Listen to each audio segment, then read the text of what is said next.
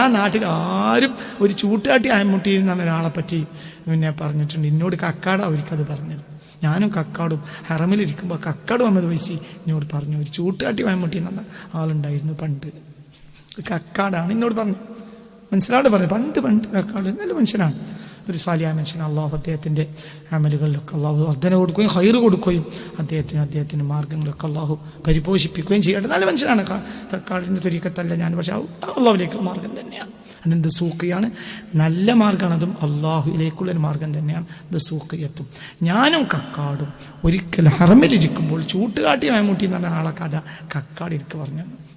അതിനിടയ്ക്ക് ഇയാൾ വെല്ലനെ ഇസ്സായിട്ട് കക്കാടിൻ്റെ ത്വരീക്കത്തിനെ ന്യായീകരിക്കുകയും കക്കാട് ഫൈസിയുടെ ആ ത്വരീക്കത്ത് അത് സൂഖിയത്താണ്, അള്ളാഹുവിലേക്കുള്ള അതാണ് ഇതാണ് എന്നൊക്കെ പറഞ്ഞ് ന്യായീകരിക്കാൻ ശ്രമിക്കുന്നുണ്ട്.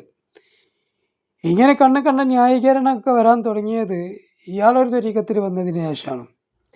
ഏതെങ്കിലും കള്ളത്വരീക്കത്തിൽ മെമ്പർഷിപ്പ് എടുത്തിട്ടുണ്ടെങ്കിൽ പിന്നെ അവർ എല്ലാ കള്ളത്വരീക്കത്തിനെയും ന്യായീകരിക്കുക എന്നുള്ള അവരുടെ തൊഴിലാണ്.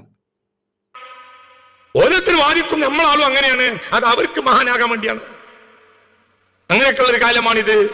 ഞാൻ പിടിച്ച ആളെ വലിയതാക്കുന്നത് എനിക്ക് മഹാനാകാൻ വേണ്ടിയുള്ള ഒരു കാലമാണിത്.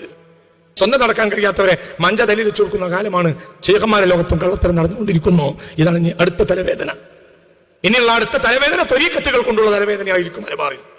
എന്തുകൊണ്ട് അവരിലാണ് ഇപ്പോൾ ഏറ്റവും വലിയ വീരാരാധനകൾ നടന്നുകൊണ്ടിരിക്കുന്നത്. അത് അപകടകരമായ ഒരു പ്രവണതയാണ്. അവിടേക്ക് പ്രവേശിക്കുന്നില്ല. അതിപ്പോൾ എൻ്റെ സമയമല്ല. അള്ളാഹു നമ്മളെ കാത്തുരക്ഷിക്കട്ടെ.